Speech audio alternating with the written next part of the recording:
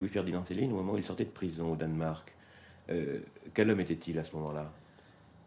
Un homme qui souffrait. Il était malheureux. Il sortait de prison. Il était rejeté de tous.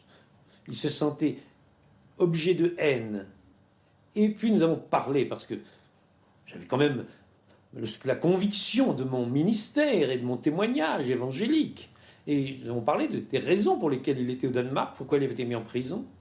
Et il m'a dit: je ne regrette rien de ce que j'ai dit, écrit ou fait. Mais, il me l'a dit avec des sanglots dans la voix, c'était une émotion profonde.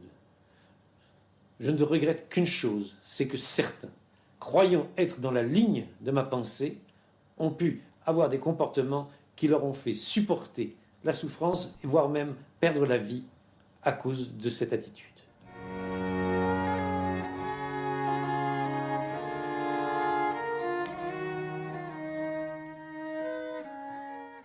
À l'occasion de Noël, qui est vraiment dans ces pays-là une fête importante et où celui qui est seul se retrouve atrocement seul, avec ma femme, nous avons décidé d'accueillir Céline et son épouse à dîner à Noël cette année-là.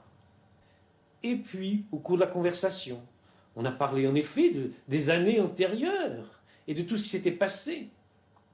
Il a été fait une réflexion au sujet de ceux qui maintenant en supportaient les conséquences. Et quelqu'un a dit: oh ben, ça leur fait du bien. Céline a explosé d'une manière: ce n'est pas possible, c'est gratuit de dire des choses pareilles. Ce n'est pas possible, ça signifiait quoi dans son esprit? Son sentiment, chez Céline, la souffrance ne peut jamais être éducative. Et nous n'avons pas le droit de parler de la souffrance d'autrui qui n'est pas la nôtre et que nous ne connaissons pas. Nous ne pouvons pas traiter de la souffrance comme un moyen d'éducation à l'égard d'autrui. Il fallait que l'homme fût